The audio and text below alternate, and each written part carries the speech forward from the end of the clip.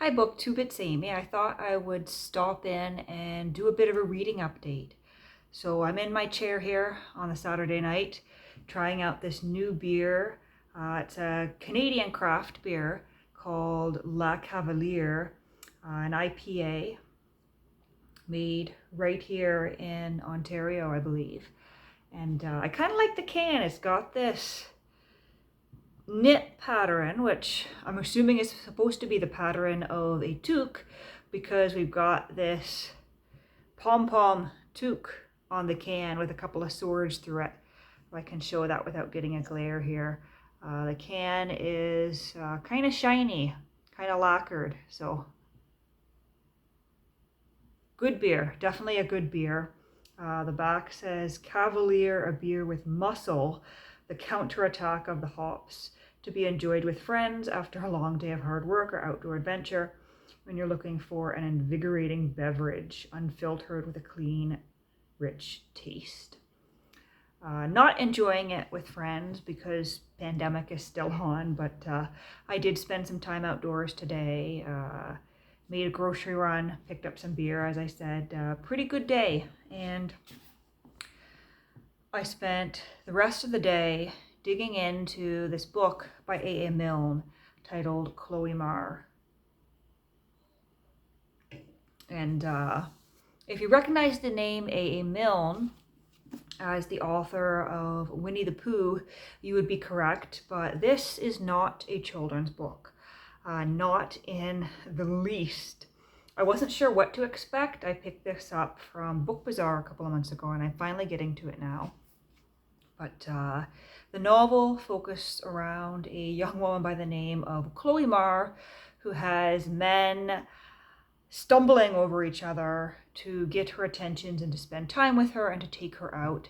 And she flirts with all these men. She behaves as if each man is the most important man in her life when she's with them. She'll go so far as to hint that she's in love with them, but at the same time she has no intention of marrying, and she has no intention of sleeping with any of these men, and she certainly has no intention of ending her relationships with all her other admirers, all her other lovers. And she's a bit of a mystery. She rarely talks about herself, even with her closest friend. She has a friend, Kitty, who often comes and sees her, and Kitty is very detailed about the intimate details of her own life and marriage, but Chloe rarely shares anything of her own, and no one is quite sure how she affords the lifestyle she has, where the money comes from, but she lives in a very elegant apartment. She has a maid who's always with her. No one knows where the maid came from. There's some speculation that it was actually her nurse as a child, or her governess as a child, who grew up with her and came along as a lady's maid. And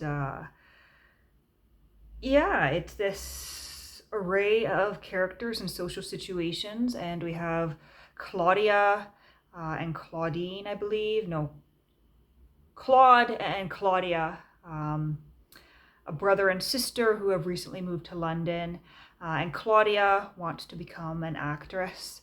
Her brother Claude has been drawn into Chloe's circle, and Chloe mentions that she has a friend who is a playwright and director. So off they go to Chloe's apartment one day to meet this director and playwright. And it's quite endearing because Claudia shows up in shoes that are one size too small because she wanted to look nice, and her feet are killing her the whole time. And this man who wasn't even invited shows up, and Chloe doesn't even seem to want him there. He's another one of her suitors that she's quite annoyed with that day. But Claudia just has the worst time, and she and her brother leave, and Claude is upset because he was hoping to make a date with Chloe, but Chloe was very vague. She was like, you know what, maybe we can go out next Friday. Call me Thursday. But all the men in her circle, in her atmosphere, so to speak, or in her solar system, if you will, all the men circling around her, know that when they call, they will come against the force that is her maid who answers the phone.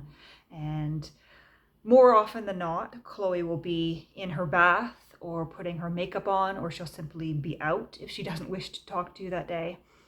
And yet all these men continue to circle around her with the hope that someday she will agree to marry them. There's even a scene in here where a young man is convinced that he is going to marry Chloe and that Chloe has agreed to marry him. He's got it into their head that they are somewhat engaged or pre-engaged, and so he takes Chloe off to meet his family, and the aunt in the family says to her, "You're not engaged to my nephew, are you? I can clearly see that." And the family realizes, oh, like, they're not engaged. Chloe makes that quite clear, and she is constantly diverting her attentions from one suitor or lover to the next. But throughout it all, she seems very pure at heart, and nobody thinks ill of her. And so I'm interested to see where the novel goes from here. I am 125 pages in, and Chloe is currently out of London, off in the country, not able to be reached by telephone.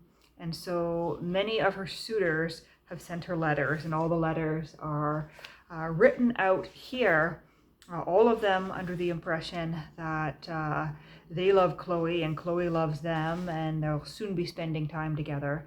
But as A.A. Milne narrates, Chloe isn't the kind of woman who writes a return letter. He says here, however, one could write to her, though from a woman so accustomed to correspondence by telephone, the prospect of a return letter seemed remote. I quite like the narration style, because throughout it all you have this subtle indication that everybody is being played by Chloe, and they don't necessarily realize it, and she perhaps doesn't even realize that she's playing all these people. Perhaps to Chloe she is as innocent as she seems, or perhaps she knows exactly what she's doing. And we'll see how this all ends. So I've got that on the go, and I have been starting to read my way through James Milne's A London Book Window, which I got in the mail earlier this week and I'm quite enjoying. There's been some interesting chapters in here so far on the structure of the novel, on the structure of the novels of the era. So for instance, the Problem novel, his opinions on happy endings, and a very interesting little chapter on the color of book bindings and how Milne perhaps thinks that attracts a certain type of reader. So for instance, he says certain women will automatically reach for a red binding. So that was quite interesting as well. And I've begun to record some videos to read this book aloud, so keep an eye out for those.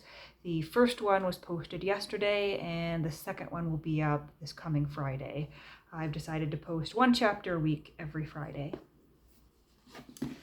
So that is more or less what I have on the go reading at the moment.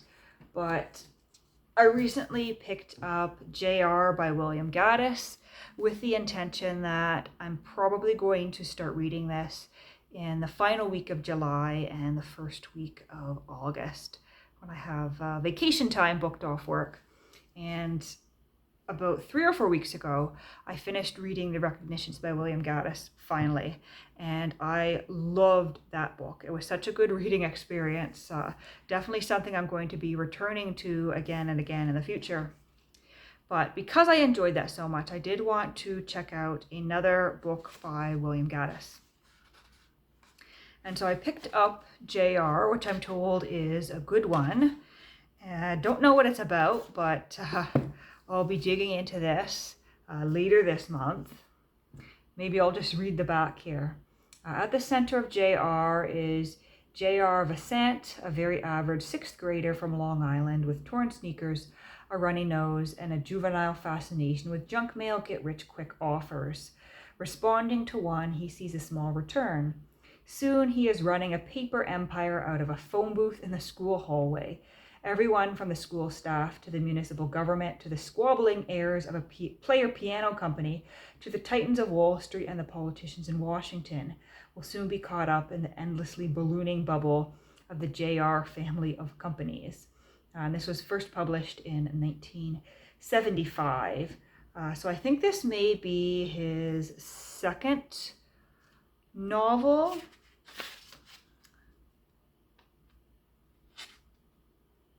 Yeah, his second novel. So The Recognitions was published in 19... I'm forgetting when that was published, 1957, I think. But yeah, so this is his second novel, published a little bit later. And it sounds quite funny, quite humorous. And oh, just as I'm opening up to a random page, I see there is a character by the name of Amy. So that's always fun to see a character with my own name in a novel. But the humor and the wit of The Recognitions was just so sharp and so on point. And I'm hoping I get the same thing with JR, if not better. A novel about a sixth grader who builds an empire in a phone booth. Sounds quite comical to me, so I hope it lives up to expectations. Well, I guess I can talk about this other one here. This is one that I picked up about 2 weeks ago when I wandered into a Chapters Indigo in person for the first time since the start of the pandemic. I had gotten my first vaccine dose, and I'm actually getting my second dose this coming week, so I'll be fully vaccinated, but I had gotten my first dose. Things were opening up. Ontario was coming out of lockdown again. We entered stage 3 or step 3 yesterday. Not really sure what that means, but it sounds good.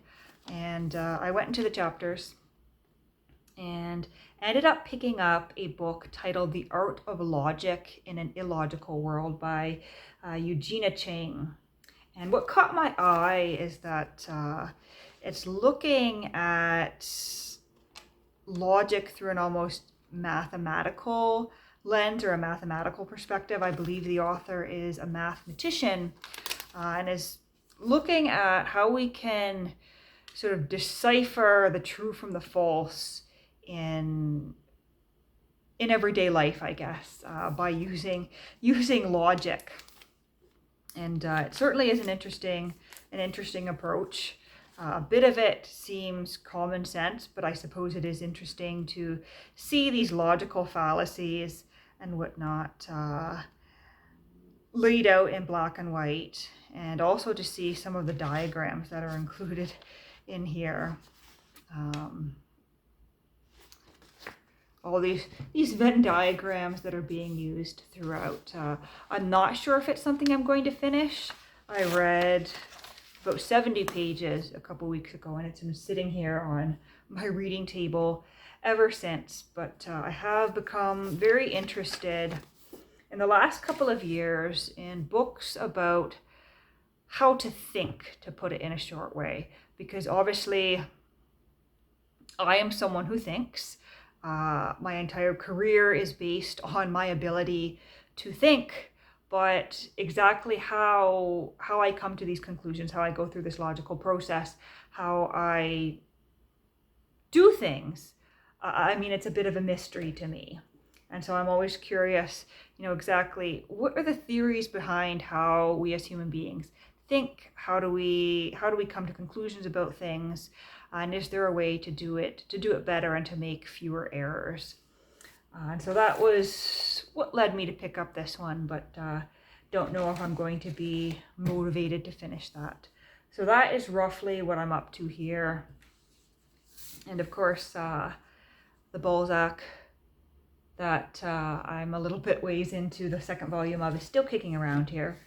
I moved this from the Balzac shelf to the reading table a couple of days ago, thinking that I might dig into another one of the stories in there, but then I did get distracted by the Chloe Mar.